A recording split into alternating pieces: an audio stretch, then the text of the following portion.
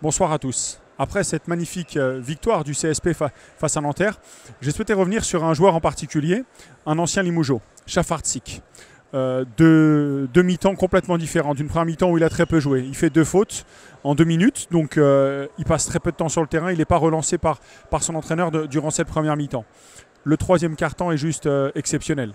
Chafartzik met un premier, un deuxième, un troisième, un quatrième, un cinquième tir à 3 points dans le troisième quart-temps, dont un est marqué en transition avec une faute de Drew Joyce, ce qui lui permet de marquer 16 points avec Chafartzik en 6 minutes. Son équipe, dans ce troisième quart-temps, a marqué 22 points et lui en a mis 16. Pour mettre ça en avant, on pourrait juste se dire que c'est plus de 100 points pour un seul joueur ramené à 40 minutes. Et donc plus de 500 points si c'était toute l'équipe, bien entendu. On ne peut pas faire ce genre de calcul, mais quiconque a été à Beaublanc ce soir a été subjugué par cette performance incroyable dans ce troisième quart-temps où les paniers à 3 points arrivaient, et encore, et malgré la défense adverse, malgré les changements défensifs pour essayer de mettre Chafartzik en difficulté, on n'a pas réussi à combler le retard défensif, ou même des fois aucun retard, comme ce tir à 3 points marqué par Chafartzik avec une faute, ce qui est quand même très rare donc à souligner, et qui a permis de revenir dans le match.